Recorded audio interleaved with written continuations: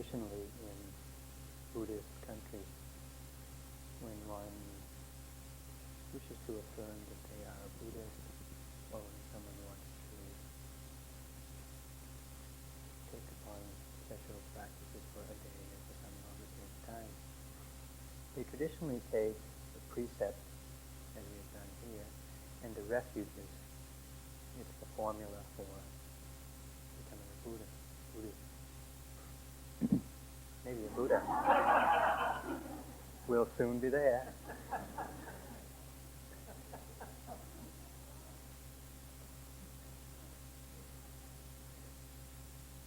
So soon in the talk I gotta laugh. Pretty good.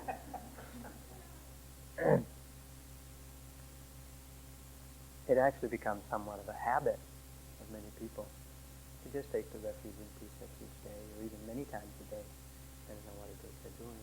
And it sometimes has the air of being rather form only and not so meaningful or without much thought. Although for someone who's done it all their life, I'm not sure just what it means. But we in America who are not born Buddhists, when we come to practice, sometimes some teachers will ask you to take precepts, and some people like to take refuges. What does it mean to take refuge in the Buddha, or the Dhamma, and the Sangha? We might ask whether living as we do in America or Europe or these wealthy countries in the world today, whether we really need any refuge other than what we currently have. Maybe earlier in our life, rather superficially, we may have taken refuge in drugs, sex, and rock and roll. Maybe now that we've grown up and become middle-aged yuppies, we can take refuge in an IRA or MPW and a VCR. And there's other options for whatever you want to take refuge in. Is that what taking refuge is all about? As preparing this talk, I had to give some thought to what is it that we're doing with our lives mostly is kind of endlessly pursuing after one thing after another that will give us some sense of stability or happiness or security or protection or well-being that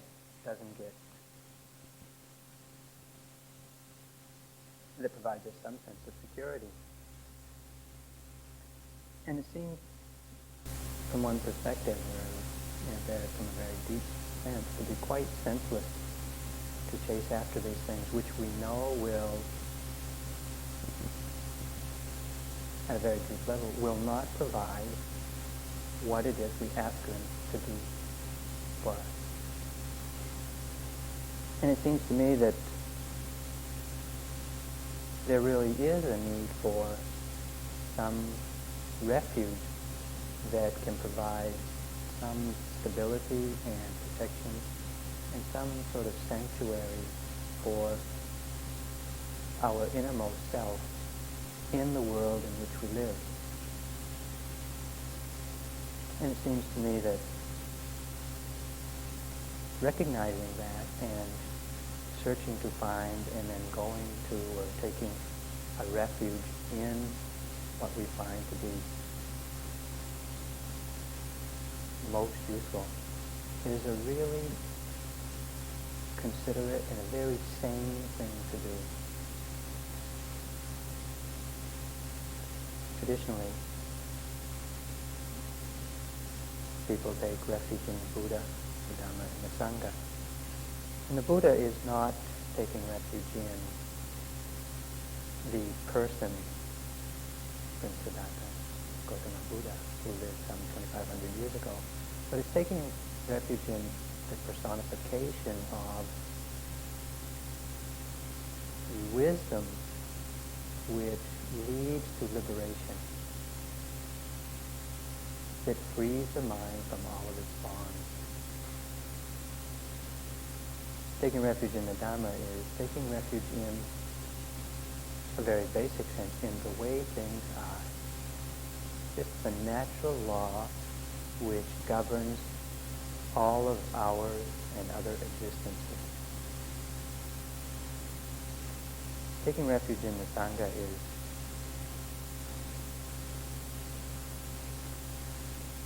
recognizing and appreciating one's connection and sense of belonging to a community or a group of beings who share the same understanding of what's really going on. Here at this 3-month retreat, whether we have verbally and physically and actually acknowledged it to ourselves, we have, in practice, have taken refuge in these 3 things: the Buddha, the Dharma, and the Sangha. Tonight I'd like to talk about taking refuge in the Sangha. The words used to take refuge in the Sangha in the Buddhist language or in Pali are Sangham, Saranam, Gacchami.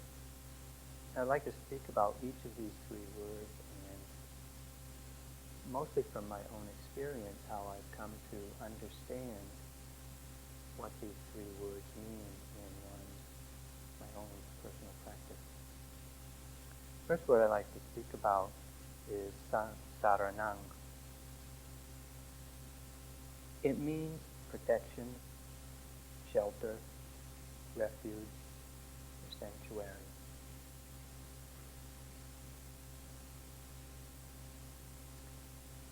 The meaning of protection of the word Saranam can be seen here in the conditions at IMS in which we have benefited from just while we practiced for 3 months. There are very specific conditions, and they really amount to keeping us very isolated, secluded, and really protected from the 20th century, or most of what's out there. We just don't have to deal with intrusions or unwelcome intrusions in our life. And so the conditions are really set up to protect us from conditions.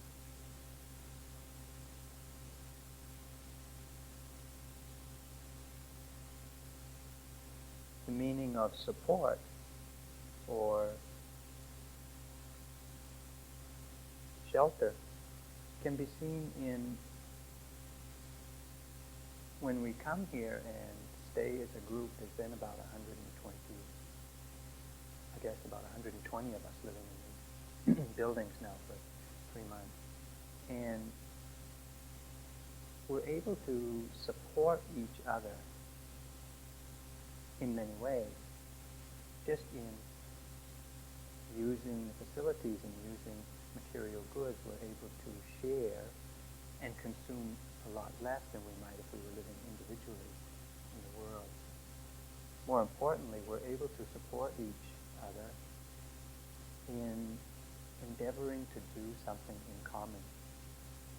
And as you know, sometimes when practice gets hard, if you come to the hall and sit and there are others sitting here, it can be very supportive in a very silent but very real way. But maybe the greatest support that we use here amongst all of us is the support of the instructions. Just having the opportunity to come here and receive the instructions which point towards the liberation of mind is possibly the greatest support you can get in your life. The conditions are good, but without the instructions, this place really wouldn't be such a refuge.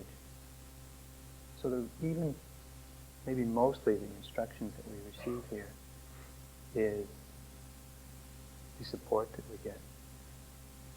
The meaning of refuge, of the word saranam, comes from the word to escape or to flee, to be a fugitive. And it's real clear that when we come here and stay together as a group and community for this period of time, that we have been able to escape from the entanglements of our normal daily life, whatever those entanglements are of job and relationship, dealing with money and the political system and the news and TV and this, that, and the other things. We are able to come here and get away from, to flee from those entanglements. Near the end of my stay in Burma, I'd been there several years, and for most of the time I had been practicing intensive meditation, and at the meditation center where I was staying, they really do a good job of protecting you. They instruct everyone who comes through the gate not to have anything to do with foreigners, and above all, not to talk to them. And if any Burmese is caught talking to foreigners, they're just about hounded out of the place, because they really want to give foreigners the chance to practice, to have the best conditions and not be bothered. But Burmese people just love to talk to foreigners. And I'd been there for several years, and so a lot of people knew me. Or at least they recognized me as being there year after year when they would come for their month-long vacation or something. And so gradually they began to get a little bit daring or whatever. And they used to come to my room and see me. And they would bring things. They would usually offer something to come and try to talk. They like to try to speak English. And they're really joyous if you can speak a little Burmese. Unfortunately, I learned a little bit. And it got, once I stopped practicing intensively and was studying a little bit of Pali and a little bit of Burmese, it seems though somebody put the news out and everybody was coming. It was really getting quite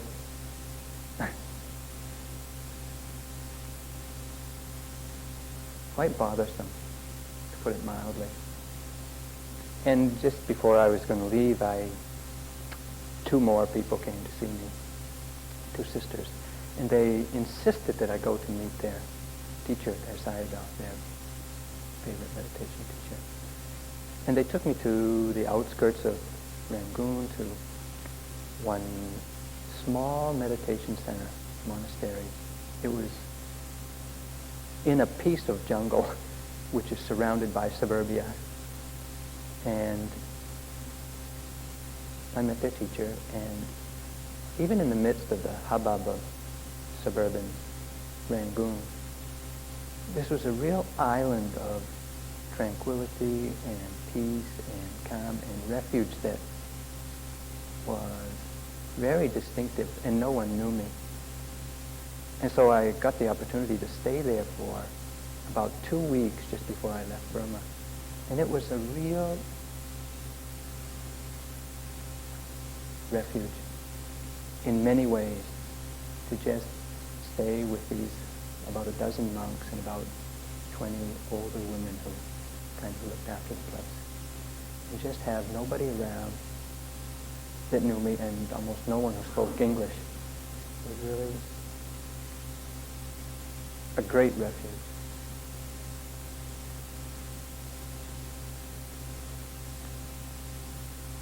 Another result of protection, shelter, and refuge, not a direct meaning of saranam, but another result of this, is that when one takes refuge in a place, the people that they take refuge with are very inspiring. In some way, there's a real close identification with them and what they do and how they are. when I was practicing also. I didn't usually read, but one time when I was doing metta meditation, I started reading this book called The Splendor of Enlightenment. It's a 2-volume book about the life of the Bodhisattva and the Buddha after his enlightenment. And it was about the only thing I'd read in about, other than some few letters, that I'd read in maybe 3 or 4 years. And so my mind really wasn't full of 20th century anything. And I was just reading about the time of the Buddha, and the Buddha doing his practice, and different ascetics, and some of the great disciples of the Buddha, and just how they strove in their practice, and their attainments, and their understandings, and their wisdom. And it was so inspiring. I felt like that they were in the next room. In some way, it was just a really deep connection with beings who do the same thing. Extremely inspiring. Can override all sorts of manifest difficulties. Just the inspiration. It's another result of taking refuge. Along with that, another result is the sense of community. Who can deny that even though we come here from all over the world, and maybe no 2 of us live in the same town, or maybe there's a few, and yet just in 3 months' time, I'm sure we all feel that this is a pretty solid community of heart, whether it's community of home or not. I'm sure we all feel that we're deeply related to one another and have strong feelings of kinship. It's a result of having taken refuge here in this place and with this group of people.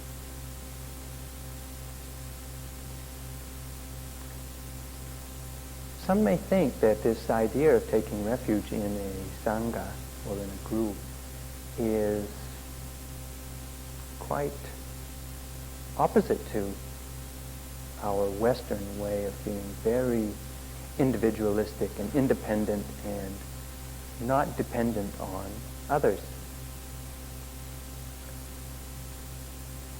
This idea of, and this our practice of being strongly individualistic and independent, of course, is beneficial in that one can generate a lot of strength and confidence and energy to find your own way, and it's very helpful even in spiritual practice. There are many hermits, ascetics, or lone monks, not so many lone nuns, but some, who are so independently minded that they can really benefit from their independence and yet still be connected to a Sangha. This individual streak in us can also sometimes have rather negative consequences or results that can lead to a lot of sense of self-accomplishment and pride that can lead to arrogance and rather self-satisfied contentment. And for some of us, the necessity to be individual, to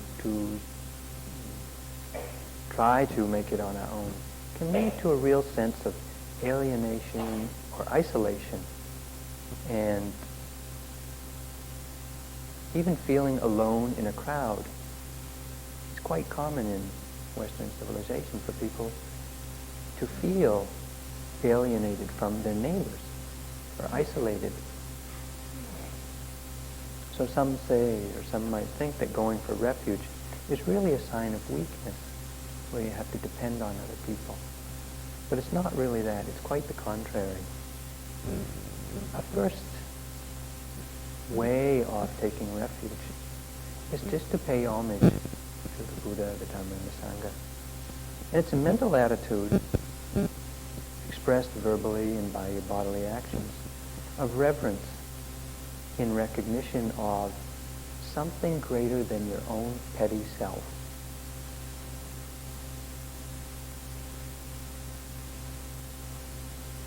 And in fact, this recognition and a reverence and appreciation for something greater than our limited self-concept is really necessary for one to make, or for one to even have a spiritual life.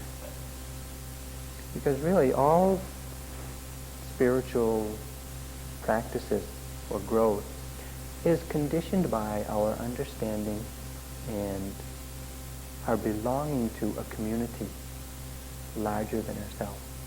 It's the essence of spirituality, to come to understand our connection and relationship with other beings. The second word I would like to discuss, now this, what I've just talked about, is saranang.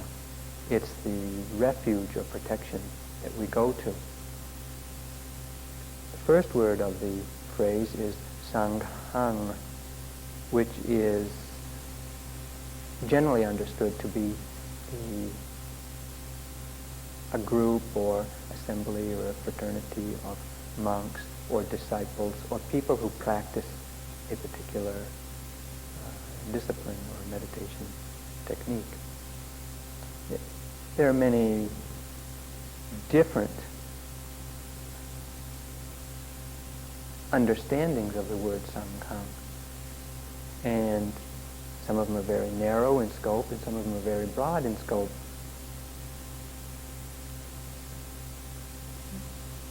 Unlike taking refuge in the Buddha and the Dhamma, taking refuge in the Sangha is personalized, it's personified by people and other beings, maybe seen or unseen by some of us. And personally, I found taking refuge in someone I knew to be very difficult. I just couldn't bring myself to take refuge in anyone, not even a group. It just didn't. I guess I had too much of a streak of Yankee independence. It seemed like I was surrendering something or submission or disempowering myself to somehow acknowledge that I would take refuge in other people. So I'm going to go through a little personal history of how I no longer have that understanding. But in each case, interestingly enough, the group which I considered Sangha was always the group that I was most identified with and probably attached to most of the time. When I did my first retreat, of course, as everyone knows, the first retreat's a horror show. And even though I didn't understand the word Sangha, didn't take refuge in it, my identification with the group was limited to the worst yogis there, the ones who were suffering the most. I think even the teachers weren't included in my idea of we who are doing this hard work. They were somewhere else. They didn't belong to the group that I was in. It was a very divisive or very fragmented understanding of Sangha or community. Later, when I came on staff here at IMS, my understanding broadened a little bit to at least include the teachers and the other yogis and the board of directors and the advisors and different people that I personally knew who were connected with this meditation practice. But it was still limited to those that I had personally met or somehow had contact with. Then, as I was leaving staff, at one point, Joseph gave me a gift. It was the book, How the Swans Came to the Lake, which is a narrative history of Buddhism in America. And I had spent all of my spiritual life, so to speak, just involved with IMS. I had never tried any other spiritual disciplines and didn't read other books about other spiritual disciplines, even other Buddhists. I didn't even read Buddhist books. I just was into practice. And so I read this book supposedly about how Buddhism has come to America up to about 1980, early 80s, I guess. And I kept looking for all of the chapters about IMS. Unfortunately, it's about a 400-page book, and about 2 pages deals with Theravada Buddhism in America. And it was a real shock to me to realize that IMS isn't the center of the Buddhist meditative world. And I really had to expand my understanding of Sangha, even though I didn't know all of these Zen practitioners and Tibetan practitioners and others that were mentioned in the book. I couldn't any longer exclude them. Later, when I was on staff, some of the elderly and most venerable monks from both Thailand and Burma happened to come here. And even though I was told that they were Sangha and they were monks and they were in the same tradition as I was, it was only an intellectual inclusion of them in my ideas of who was on the path that I was on. And when I went to Burma much later, it so happened that the day I arrived in Rangoon was at the annual festival at the Mahasayekta it's the second week of December. And there are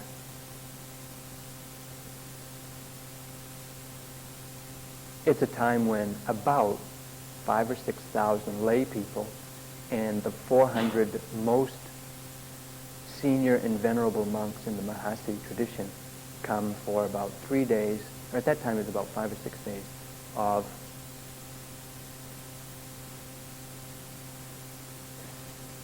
what is it, reunion? Or listening to Dharma talks or inspired practice and glad handing and meeting old friends and whatever. Anyway, there was about, I walked into this yekta and there was about 5,000 or 6,000 people there. And I thought, my goodness, how am I ever going to practice here? But there was a feeling also of it being a very closely knit family. In some way, anyone who walks through the gate is understood to be, you know something about them. If they come to the yekta to practice, you know something about them, and that's enough for you to include them in your spiritual family. And you get that feeling when you go there also that you belong there. And so my idea of Sangha at that point really took a quantum leap and it started to include people that I didn't know.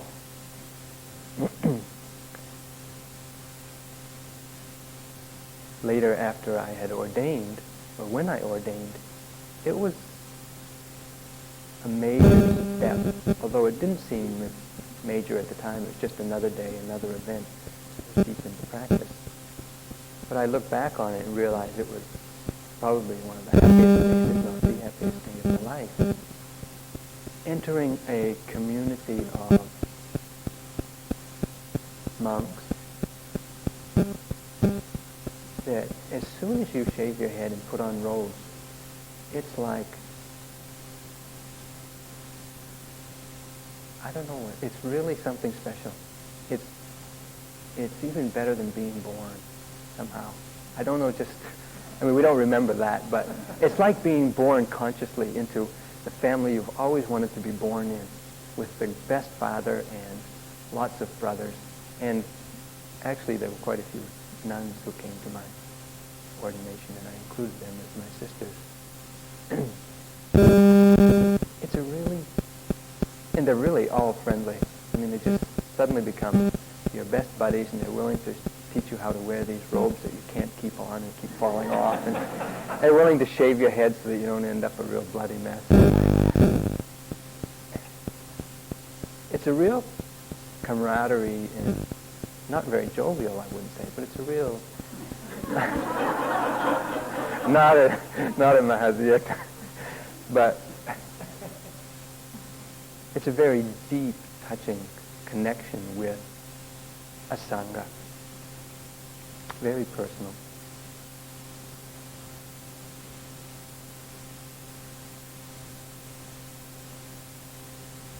There were other times, experiences in Burma where I just had different connections with different groups of people or different events where my understanding of who I was connected to and who I felt were my spiritual kin changed and grew and included others that I had never included before in Sangha, which is a town across the river from Mandalay. There's one hill, well, it's a series of hills, the Sangha Hills, and it's quite big. It's several miles long and across and whatnot. The whole of it is covered with monasteries and nunneries and pagodas.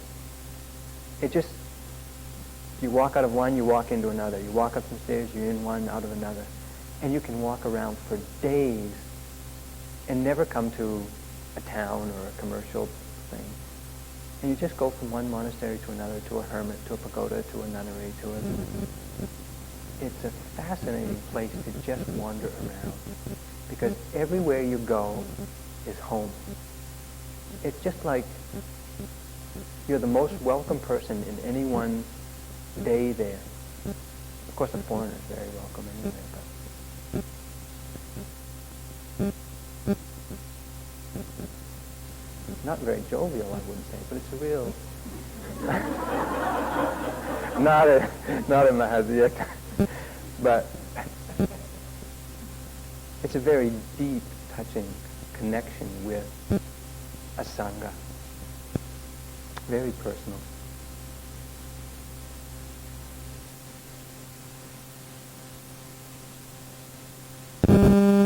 There were other times and experiences in Burma where I just had different connections with different groups of people or different events where my understanding of who I was connected to and who I felt were my spiritual kin changed and grew and included others that I had never included before in Sangha, which is a town across the river from Mandalay.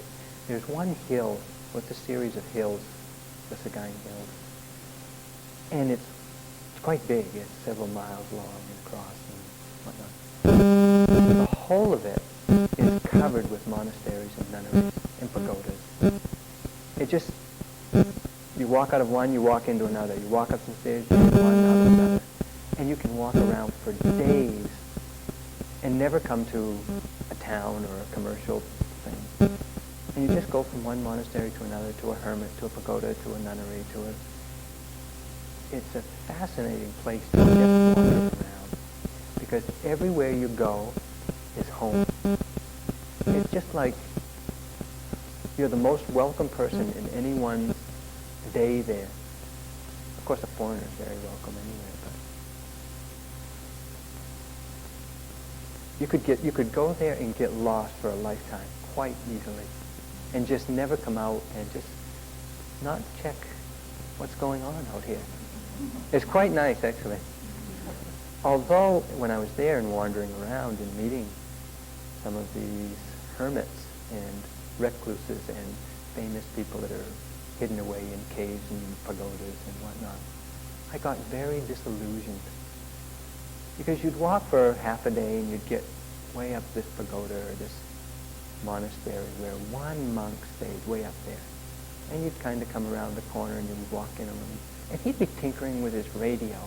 It's like, what is he doing? What is he doing playing with his radio? I thought he would be deep in some meditative state or something. And there's a lot of monks and others that are just tinkering around with radios of one sort or another. My idea of who I was connected to suddenly came into the 20th century and was quite grounding, but a little bit disillusioning.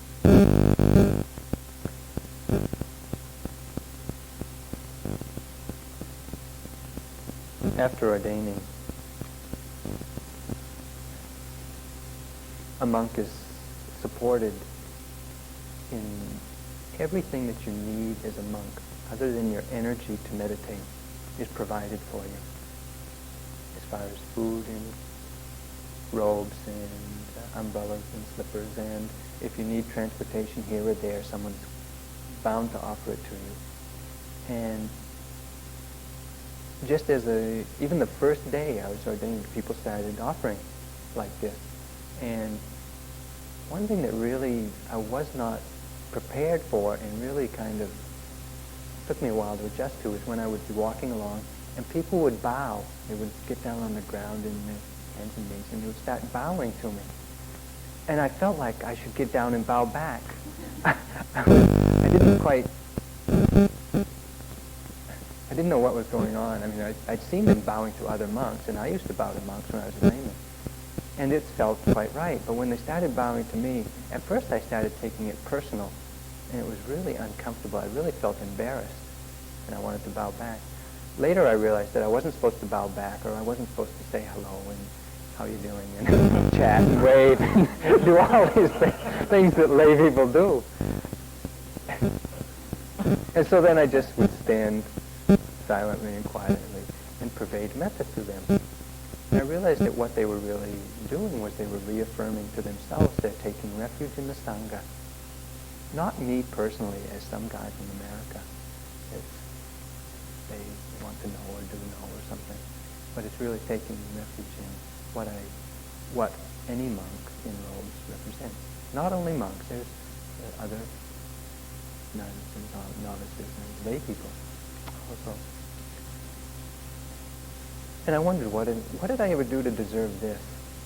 You know, all of this benefit and support.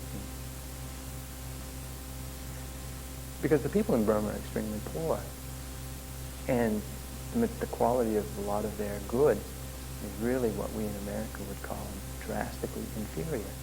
And yet it's the only thing that they have access to. And so when they come and offer you something, I mean, they may have to work several days to get what they offer you, just because they so appreciate and so value what you're doing as a monk or nun and meditating. That was one level of adjustment. Later, after some time, people started coming regularly. Some people started coming regularly because they had, well, what they said, or what was translated to me, that they had faith in me, particularly, in this American monk, named Buddharakkhita.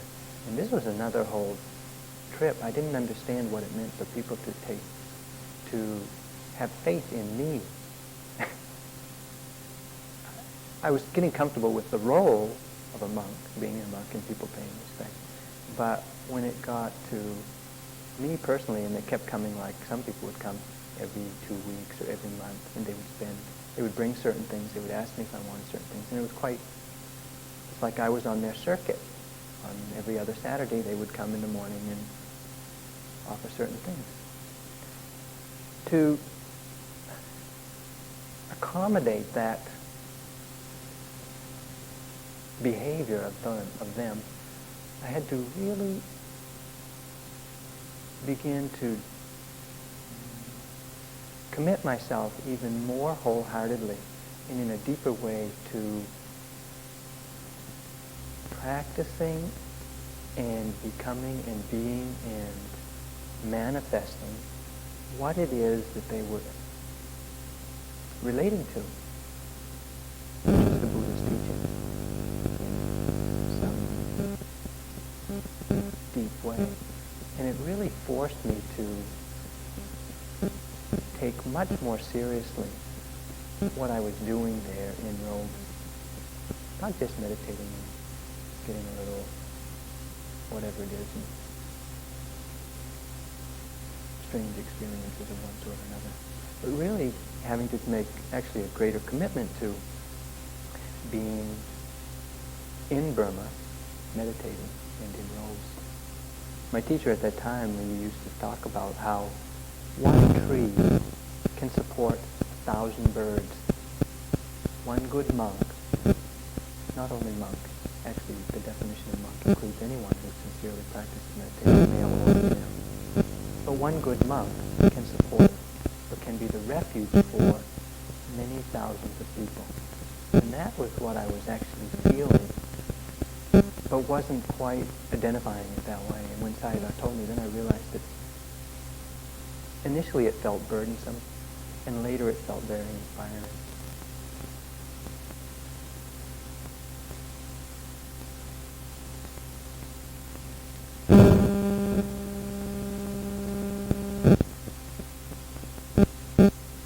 Another interesting connection or consideration of Sangha came when I was practicing metta.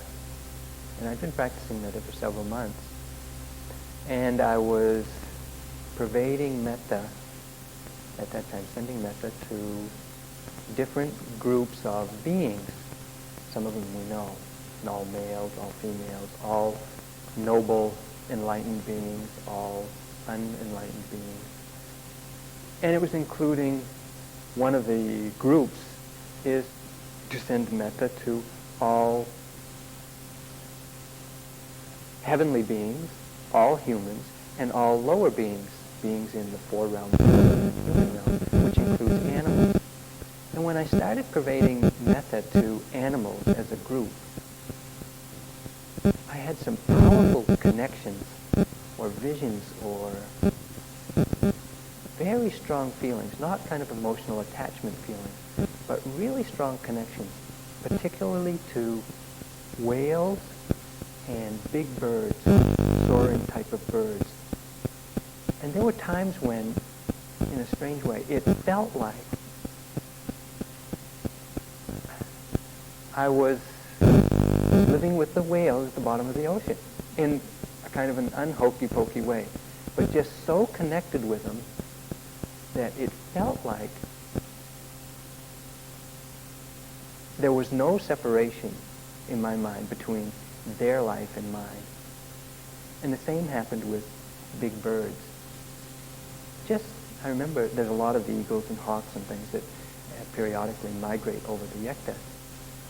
And sometimes I would look at them and would seem to be there with them in a way that a real connection that is not rational, but is very real when you experience it. I thought at that time that these animals were also in the Sangha that I was taking refuge in, because there was such a strong connection. But later I realized that it's not really taking refuge in those beings, because they are also suffering creatures like we are. But there's an empathy and a compassion and a connection. But I came to understand that the Sangha that I was taking refuge in was the Sangha that practices meditation to liberate the mind. And I'm not sure that eagles and whales do that.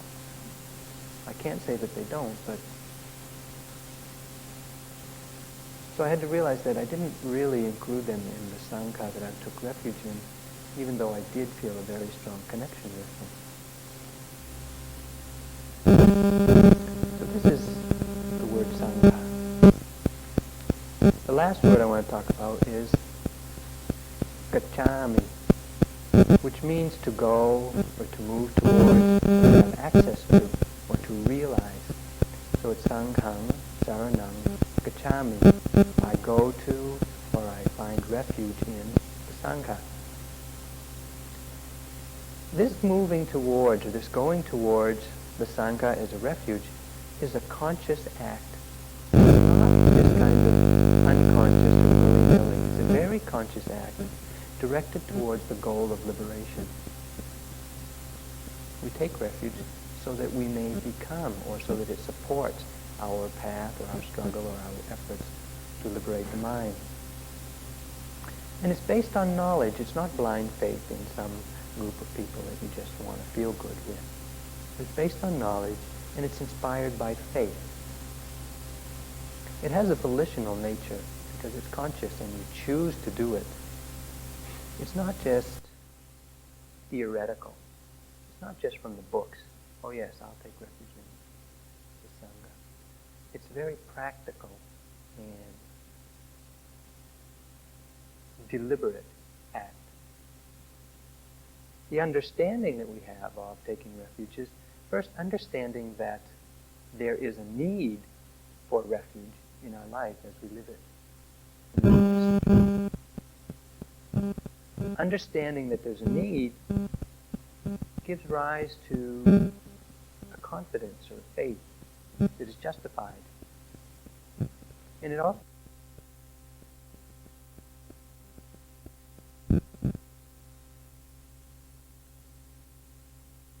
there is a refuge, and that and that we need the refuge.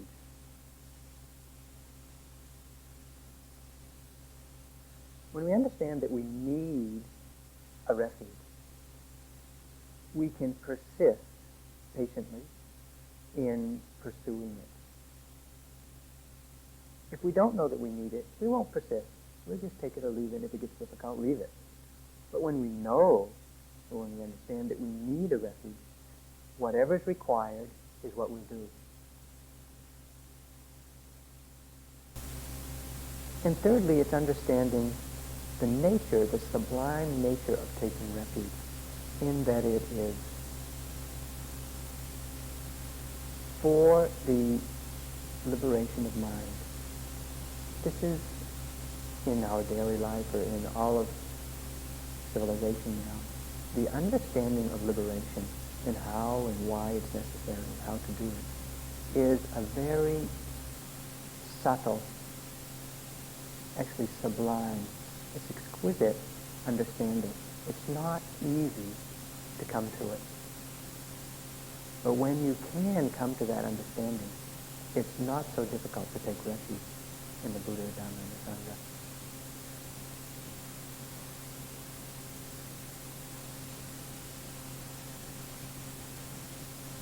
When one takes this step to take refuge in the Buddha, Dhamma, and the Sangha, as I'm talking about tonight, it's not an impersonal ritual. It's a very personal, decisive step, actually, in one's life. Just to come here and practice, even though you didn't know it, was taking refuge in the Buddha, the Dhamma, and the Sangha. In a way, there are greater takings of refuge, but just practicing is an initial understanding of and taking of the refuge. One should understand that we don't take refuge to become a Buddhist or to become identified with some popular teacher or some very current vogue trend in America or anyplace else. But it's really to support our endeavor to liberate our mind.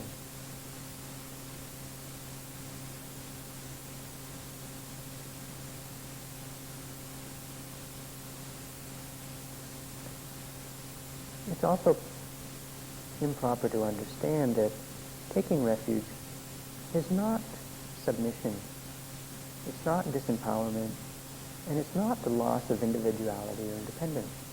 In fact, it requires us to be very individual and very independent in our practice of our taking a refuge in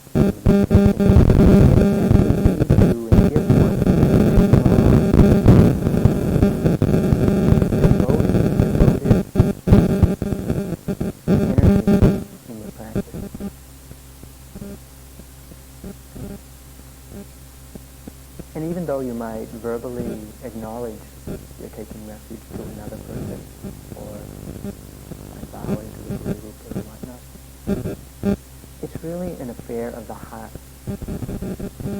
You can say the words 100,000 times, but it's not that is the real taking of refuge. It's the movement of the heart towards the Sangha, however you conceive that. It's the movement of your heart towards that as a refuge. when you can understand the benefit and the need, and you can actually, in the heart, actually move towards the Sangha as a refuge, there's a steadiness of mind, a fearlessness of mind, and a groundedness of practice that just can't be overwhelmed by the ebb and flow of our daily life. Since I've been back in the States, I recently went to visit one friend who had been a long-term yogi when I was here as a long-term yogi 2 years ago. And he recently, within the past 5 or 6 months, has been invited to a community near here to teach meditation. And it's a group of people who'd gotten together to have a sitting group and were very committed to practicing, even though most of them had never done a retreat. But they didn't have any teacher. One of them knew of this fellow and invited him to come there, to live there in that town and to teach, to have a weekly sitting group and to do some little bit of teaching, during some of the days. And so he went there to this town where he didn't know anyone about 5 months ago. And he started teaching at this weekly sitting group. Many years ago, he contacted the HIV virus. He's HIV positive now. And his condition is getting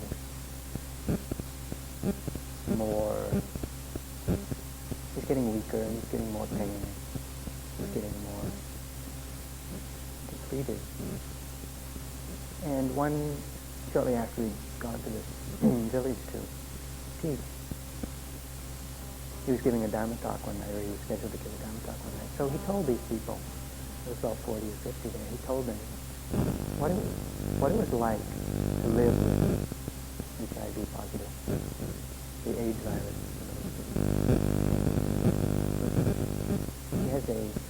And he just told them what it was like to be involved in the Dharma and to live with AIDS.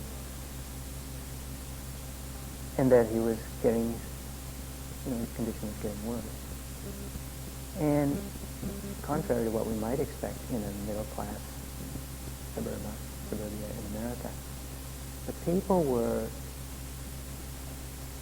extremely interested and received the information and him with open arms in a way that was surprising to him, actually. And subsequent to his sharing that information with him, they've come forward to support him in a way that is completely unexpected. They're cooking all of his food for him, and they're just making life as easy as they can for him, and giving him tremendous amount of love and concern and consideration for the condition he lives with. And he continues to go each week to this sitting group and instructing meditation. When I went there to visit him, we were talking about his condition. And he told me that it's getting much worse and it's getting very painful. And he's not able to any longer now to continue teaching them meditation in this community. And he was saying how even the little things, like the day before I'd gotten there, he'd gone out with his partner to get a little Christmas tree for their house, and they had brought it back and put lights on it. And they'd gone to, at another time, they'd gone to a craft fair to look for some gifts or something. And he said even that is just beginning to be too much, too difficult, too meaningless. Because the only thing that's having any meaning for him now is to observe his mind and his body deteriorating. The Dharma is the only thing that holds any interest for him now. And he was talking about how the Sangha that he was a part of was very supportive. He really could take refuge in it, and they were taking a lot of refuge in him as being their instructor. But the day I was there, the night that I went to their sitting, he had to tell them that he was going to stop being their teacher. And they still, in fact, they were very happy for him to stop. That's what he needed to do. Because he just told them that for this period of time and for who knows how long, he really just has to do his own practice, just by paying attention to the conditions that he lives with. And in this way, he really has given himself up to the Dhamma. He's taken maybe the absolute final refuge of his life. To just practice the Dhamma as long as he can. The necessity of a refuge that we're all facing. Whether we know it so immediately or not. But it's that need for a refuge. So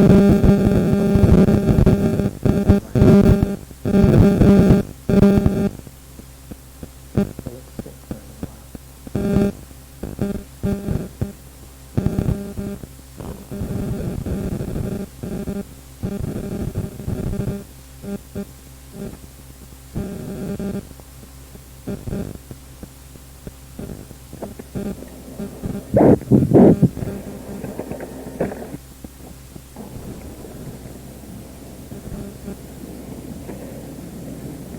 I have previously spoken of 4 of the mental factors which I've called spiritual vitamins, which are necessary for one to have spiritual health.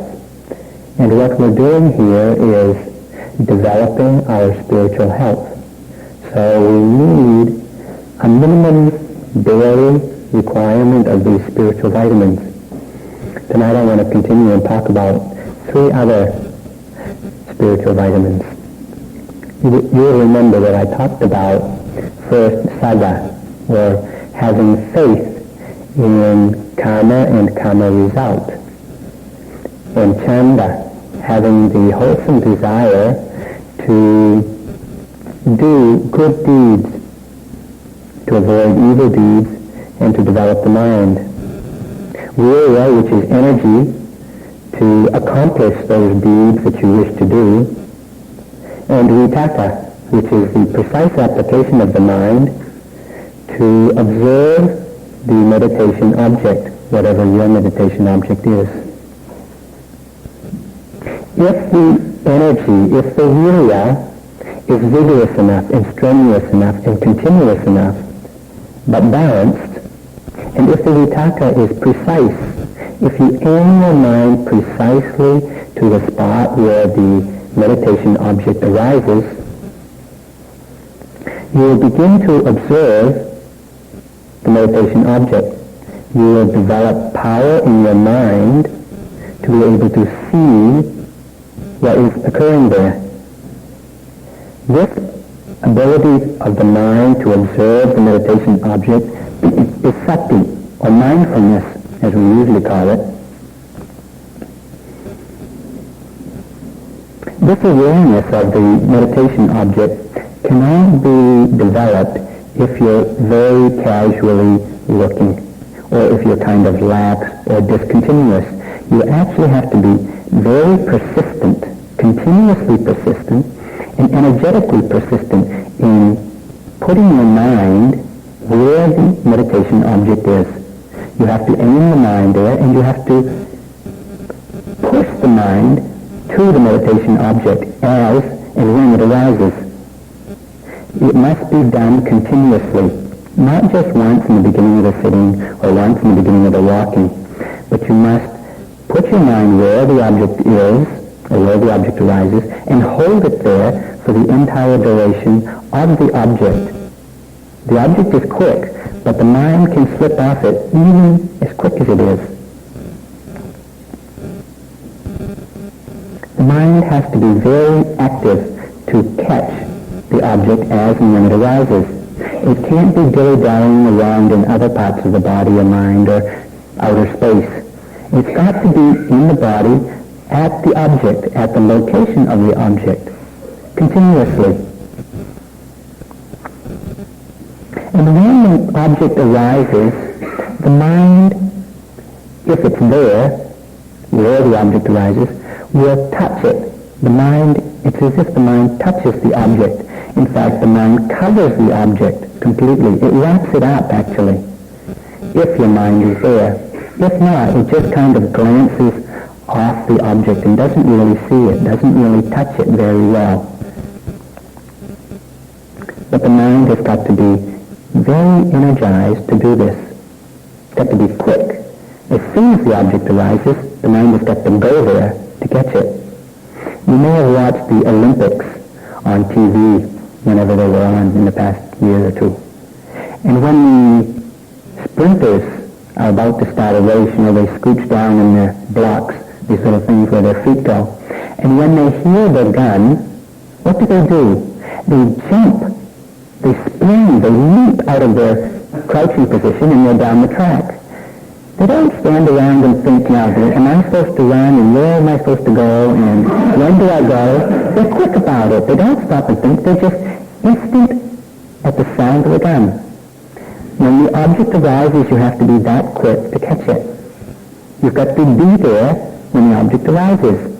If you don't, the object's gone before you can get there.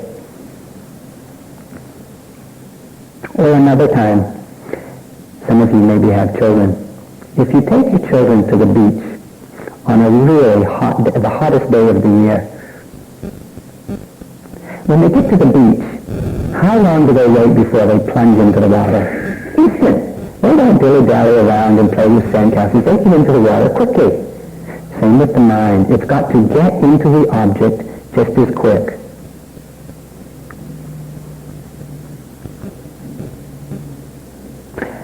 This quality of the mind, or the ability of the mind to observe the meditation object or the arising object, doesn't need to be accompanied by anything else, like commentaries, ideas, thinking, liking, disliking, I should be doing this, I shouldn't be seeing that, I don't like this, I really want that. You just need their attention. The object as it arises, where it arises, for the duration of the time that it exists. No comment, just see what's there. If you can observe the object, or if your mind can have sufficient energy and aim precisely, when the object arises, the mind will fix on it, will get fixated on it. It will touch it, it will pierce it. It won't drift away. It won't glance off of it. It will plunge into the object. It will go deeply into it. It will see it clearly. This steadiness of mind, it takes a steadiness of mind to be able to do this. If your vitaka, your aiming, is a little bit wobbly and not very energetic, you won't get to the object. Where I used to live in Maine many years ago, it was on a river. And there were big fish in this river. There were also big eagles that lived on the river. Now the eagles like to eat fish, and they would circle overhead. Eagles, we have 20/20 vision, humans, that's good for humans. But eagles, if they had 20/20 vision, they'd be extinct. They have 20/200. They can see at 200 feet what we can see only at 20. So they'll circle overhead over the river, and when they see a fish close to the surface of the water, they drop like a rock to get it, and then plunge into the water and grab the fish. They don't wait around and drift down and glide down to get the fish. The fish is gone.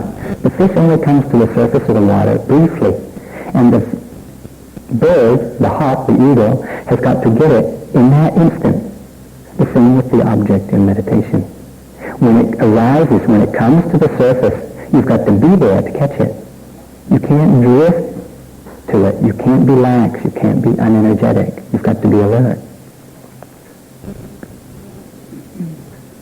If you have this quality of mind, or if you develop this quality of mind, when the object arises and you touch it, you won't lose it. You'll catch it for the entire duration of the object, and you'll be there for the next one. So you won't lose sight of it. If your mind is there when the object arises, the mindfulness or the observing of it has got to be concurrent with the object. As the object arises, the mind has got to be there at the same time. Not before, not later, but it's got to be concurrent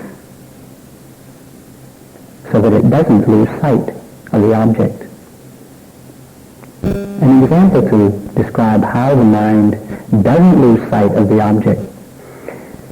Just before this retreat started, there was a lottery in Florida, and it was a fantastic amount of money. I don't remember exactly. I was in Malaysia at the time, but even there it was big news. It was over $100 million anyway, and a lot of people were buying tickets. If you had happened to buy a ticket for that lottery, and when they announced the winning number, you looked at your ticket and you realized you had won, but a sudden gust of wind came up and blew the ticket out of your hand, what would you do? You wouldn't stand around and think about it or wonder where it went. You'd keep your eye on the object and you'd go get it. You wouldn't think. You have to do this with your meditation object. You might have won $100 million with a lottery ticket, but if you catch the object, you'll win a lot more.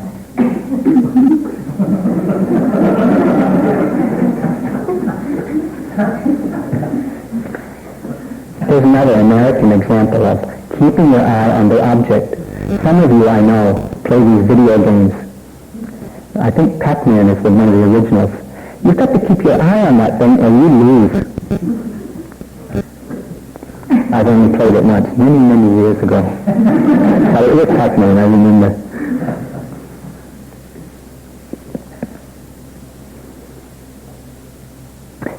If you can develop this energy and a precise aim, and if you can contact the object as and when it arises, you will confront it in a way that's something like coming face to face with it. It's not far away so that it's blurry, and it's not gone past so that you can't see it. But when it gets right to you, when it arises, you come face to face with it. It's confronting the object, seeing what it is. It's something like, in some clubs they have, when they have a meeting, they post one member outside the door. It's called the Sergeant at Arms. And it's his function, or her function, to check who's coming into the meeting, to determine whether that person belongs to this organization and can be allowed into this meeting. This is what your mind does with the object. It checks the object. It can't check it when it's out of the room or out of the body, or after it's gone into the meeting. Only when the person or when the object comes right to the Sergeant at Arms, then you can see, is this okay or is this not okay? Or what is this? Who is this? A second manifestation of mindfulness or sati is that if you see the object clearly, you will know it correctly. If you know it correctly, you won't desire it and hang on to it, and you won't hate it and want to run away from it. You'll just see it for what it is. You'll have no kilesa or defilements in relation to that object. So mindfulness protects you from the kilesas. By seeing the objects or seeing what arises clearly, you don't end up with a contaminated mind. So how do you get mindful? You should tell me. You've been trying now for, 3 weeks. You have to have a lot of energy. You have to aim your mind correctly. It helps, as you know, to be here amongst other people who are trying to be mindful.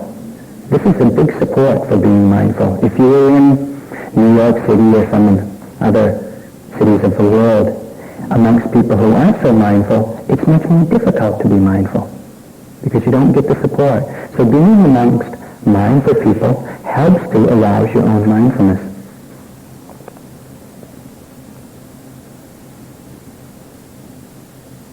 It is said that, or a way of talking about mindfulness or sati is that one actually has to be obsessed with the object of meditation to develop the mindfulness that's necessary. It sounds kind of funny to be obsessed. That sounds like a defilement. But actually, if you're obsessed with the arising object, you won't have defilements in your mind. And it's said that mindfulness is something like fresh air. You can't get too much. So, it should be obvious to some degree what the benefits of mindfulness are. First is that the mind is free from kilesas or from defilements. It's unadulterated. It's pure. We like pure things, we like pure water, we like pure air, we like clean things. We should also like a clean mind, free from defilements.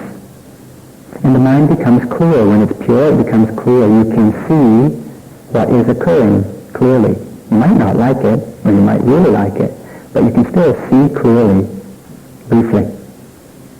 And as I mentioned before, it offers protection from the kilesas, or from the defilements. And when you feel protected, or when you are protected, you can feel happy, you can feel safe. And when you feel happy and safe, you can feel joyous.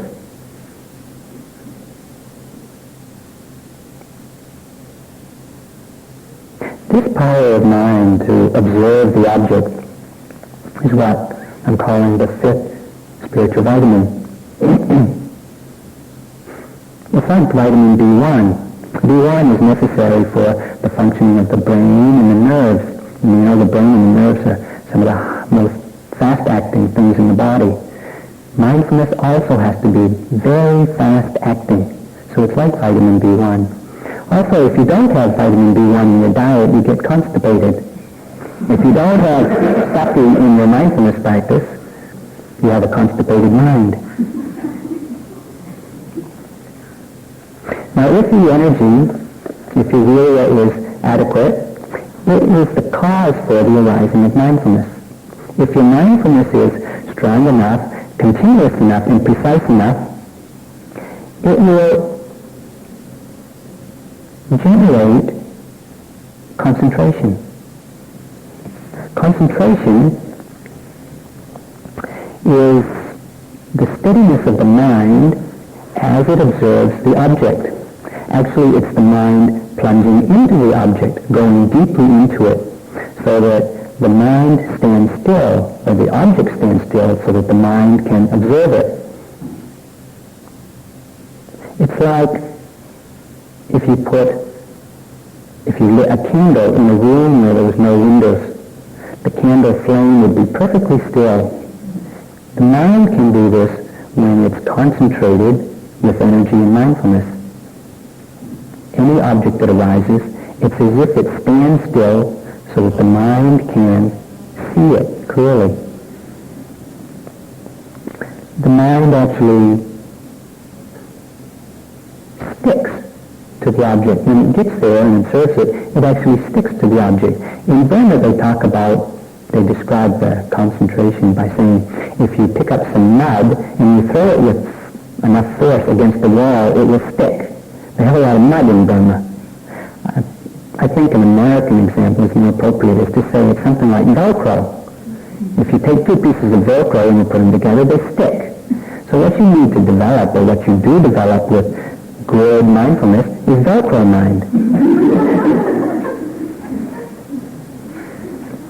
But the mind that doesn't just stick, it actually penetrates into the object. It permeates it. It goes all the way through it. Like if perfume was the mind and this room was the object, the perfume would fill the room. Mindfulness or concentration fills the object. It covers all of it.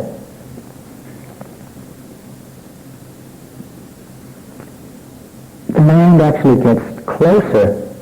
It doesn't just see it, not out of the corner of the eye. It comes face to face and it goes deeply into the object so that you can get a closer look at it. I have a friend who lives nearby, and he's an artist, a painter of some renown. And when he puts his paintings on exhibit, sometimes in New York or Washington, he'll hang a magnifying lens beside the picture so that you can get really close to the picture, use the magnifying lens, and actually see each brush stroke in the picture. Of course, we don't usually look at paintings that way. Usually you stand back and you get the whole picture. But he wants people to really see the picture also. So he puts a magnifying lens there and lets you look close. When the mind gets concentrated, it's like a magnifying lens. So you can get really close to the object and see all the details, not just the big picture or the big show. You see every little piece of the picture or the object. When the mind can get so close to the object, it can get absorbed in it. When the mind is absorbed in a single object for a period of time, it doesn't have to be several minutes or seconds, even just instantly, when the mind gets absorbed, there's a sense of tranquility and calm and peacefulness. Of course, the object changes. The rising doesn't stick around for a couple of minutes. It's momentary. So the concentration or the absorption is also just momentary, and then another object arises, falling or lifting, moving, placing, or pain or vibration or tingling, whatever it is. But the mind stays concentrated. It's absorbed in each object as and when they arise. It's like a series of absorptions in different objects. When the mind is absorbed, it doesn't jump around. It doesn't move. It stays perfectly still. When you watch a football game or a basketball game or some other game on TV and there's a good play or an important play has happened, they sometimes show a rerun, but they show it in slow motion or stop, each frame so that you can see where each player has gone. And you can see the movements of each player very carefully. This is what the mind that's concentrated is like. It's like slow motion. You can see each object as if it was a still frame picture rather than a moving picture. It keeps moving, but apparently much slower, or it appears to be much slower.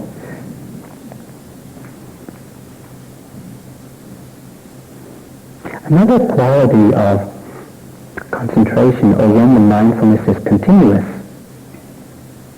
is that more of the mind goes into the object. If you only glance on the object or glance off the object, only some of the factors of mind get there. But if the mind is concentrated and if the mind is still, then more of the mind, more factors of the mind and stronger qualities or stronger factors of mind can also go into the object or can aid in the observation of it, so that the object becomes clearer, more precise.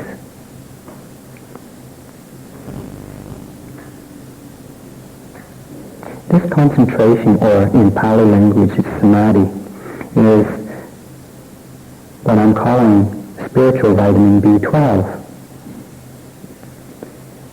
Because B12 is necessary for the synthesis of DNA. Synthesizing is where you combine many things together into one unit. And concentration is like that. It combines, or it pulls together all of the factors of mind so that they're combined into one unit, which then enters the object. That's all I'll say about concentration or samadhi for now. There's another talk coming up that's just on concentration.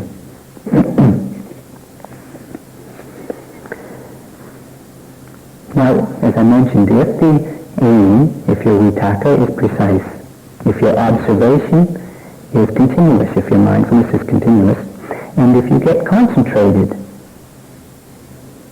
if you get steady mind so that you can observe the objects, the different objects as and when they arise, then you won't be confused as to what it is you're seeing.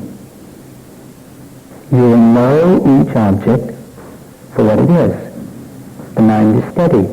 You penetrate. You have penetrating vision. You go into the heart of the object and see it, to the very essence of it. Not the outer picture, or not the apparent object, but you go deeply into the object and you find out what its true essence is. When you know this object so truly, you have knowledge or wisdom. In Pali language it's called panya. And this is the seventh spiritual vitamin. When you can know an object so accurately, so precisely, so concentratedly, and you know so much of it, it's as if you finally get to it and you know its name. You don't have to wonder what it is you're seeing. You know its name instantly because you see the object so clearly. When you're watching the rising or the falling, you're watching the rising, you aim your mind correctly, you have energy, you observe, and your mind is concentrated.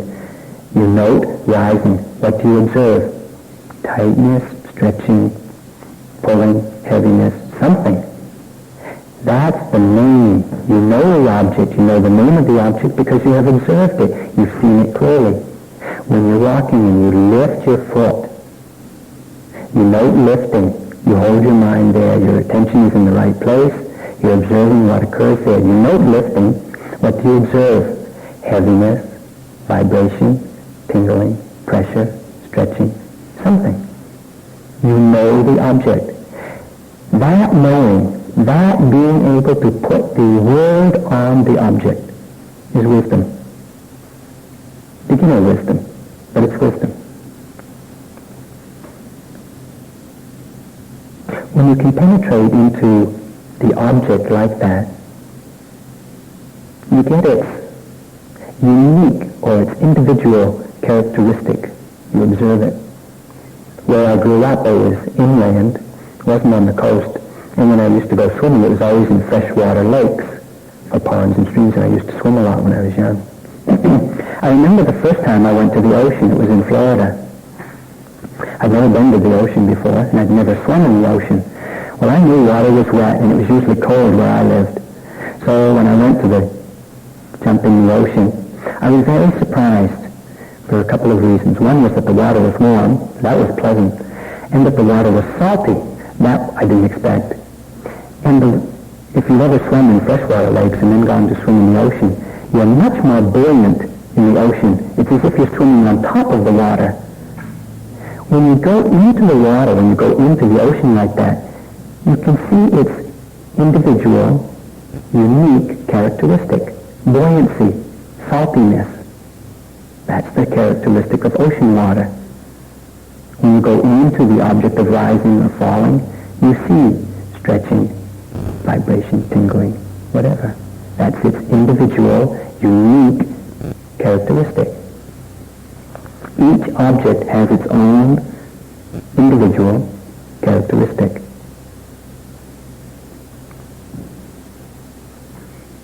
With the concentrated mind, when you turn it to the object, when the object arises and you turn your mind to it, it's as if the mind is a spotlight. When you go to a concert and there's many people on the stage of either an orchestra or a rock and roll band, sometimes they put the spotlight on one person so that the person that is making that music, you can see just them. This is what a concentrated mind does. It focuses on that object which is arising at that moment, so that you can see that one only. If your mind isn't concentrated, you see the whole orchestra, something going on in every part of the body.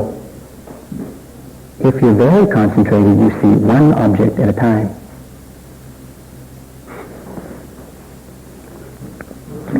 Having wisdom, or having this ability to see or penetrate into the object, is like having a guide to what's going on inside of you.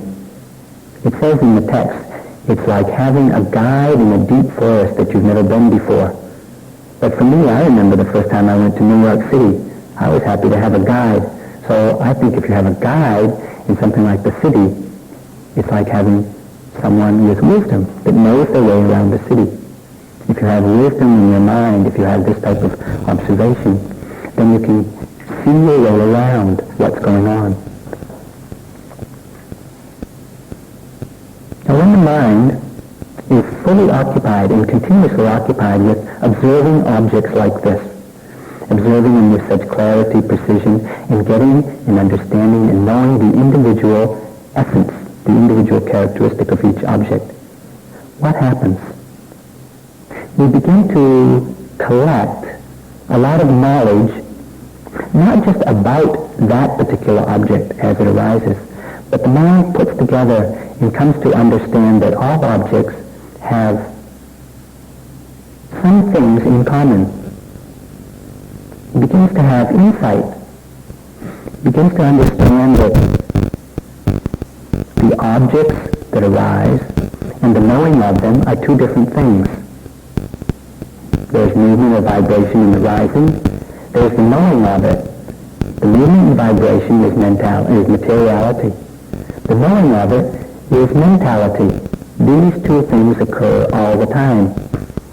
After you've observed enough objects clearly, you know this. You don't have to look for it. You don't have to be told it. You don't have to read it. But you will know, here's the mind, and here's the body. Separate. Not the same. When the mind becomes familiar with this way of seeing things, it begins to understand the relationship between mind and body. Sometimes the mind causes the body to do things. When you want to move, you have a thought. This is mind. And when you move, this is the body. The mind causes the body to move. Sometimes the body causes the mind. You know, you're sitting and you have pain in the knee. That pain is materiality. Your reaction to it, if I don't like it, is mentality. The body causes the effect in the mind. And there are other relationships between mind and matter, but you begin to understand and see that they are in a cause-effect relationship. What does this mean? It means there's no you there doing it. Cause and effect is happening between mind and matter all the time. This is a second step of wisdom. You don't have to look for this. You don't have to read in the book. It will come automatically if you continue to observe each object with penetrating wisdom. The process of insight continues, and other insights, and actually the beginning,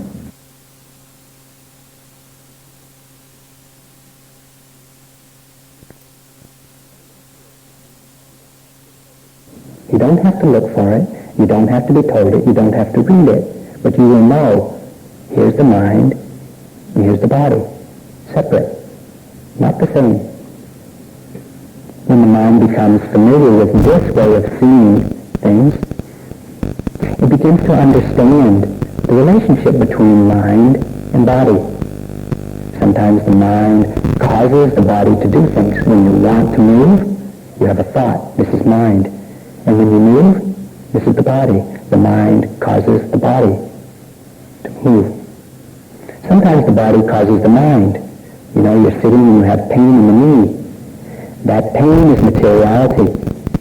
Your reaction to it, if I don't like it, is mentality. The body causes the effect in the mind. And there are other relationships between mind and matter, but you begin to understand and see that they are in a cause-effect relationship. What does this mean? It means there's no you there doing it. Cause and effect is happening between mind and matter all the time. This is a second step of wisdom. You don't have to look for this. You don't have to read in the book. It will come automatically if you continue to observe each object with penetrating wisdom. The process of insight continues, and other insights, and actually the beginning, the first two that I mentioned, are not really vipassana insights. They're just preliminaries.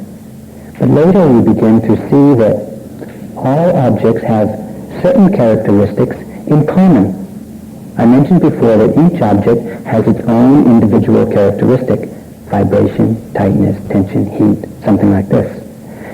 Later, after you've observed enough of these clearly, the mind begins to know that all objects have some characteristics in common, that they arise by themselves, and that they pass away by themselves, and that they don't stick around long, they change. And that in some way, they're not very pleasant.